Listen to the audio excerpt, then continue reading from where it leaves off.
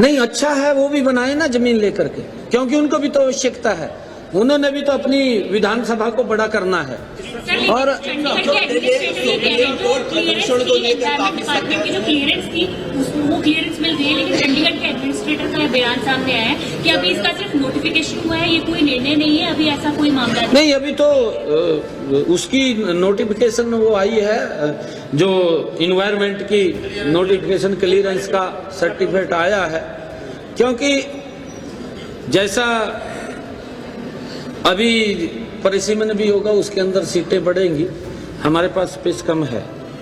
और sir, Chandigarh urban planning department ने कहा कि जो जमीन हरियाणा देने जा रहा है वो जमीन अनसुइटेबल है। उन्होंने डिक्लेयर कर दिया कि जमीन अनसुइटेबल है, जमीन में नाले बने हुए हैं, 8 फीट चौड़ी सड़क नहीं है, तो वो अनसुइटेबल है। हाँ, देखिए, कोई जमीन अनसुटेबल नहीं है, ये तथ्य है, या उन्होंने कुछ बात रखना इस प्रकार का ठीक नहीं है।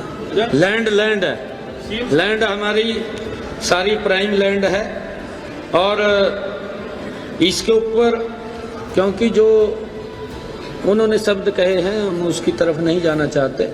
हम बार बार इस बात को लेकर के कि हमारा SYL का जो पानी है उसके ऊपर भी हमारा हक है, और हम लगातार उसको लेकर के हमारा पूरा हरियाणा प्रदेश सभी दल उसके ऊपर एक मुस्त हैं, उनको कोई किसी प्रकार की वो नहीं है, किंतु परंतु नहीं है। और मैं इसके अंदर मैं इसके अंदर एक बात कह रहा था। मैं एक मिनट मैं एक बात कह रहा था भी इस प्रकार की बातें हमारे मित्र सहयोगियों को वो शोभा नहीं देती। हमें इस पवित्र मंदिर के अंदर बैठ करके मानवता के हित में निर्णय करने चाहिए, और मानवता के हित में निर्णय होते हैं, सभी को अच्छा लगता है। इस प्रकार की बातें करना कि अगर इसके पीछे जाते हैं तो फिर वो बहुत ज़्यादा है, अगर इसके डिटेल के अंदर जाते हैं हम नहीं जाना चाहते।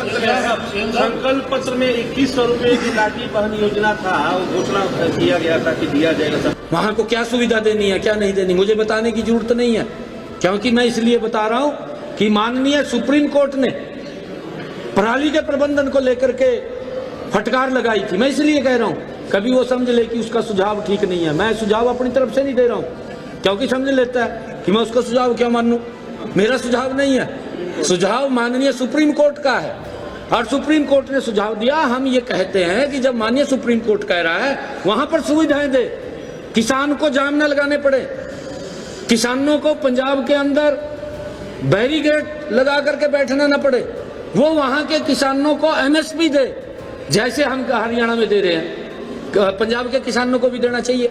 वो लगातार इसके लिए संघर्ष कर रहे हैं।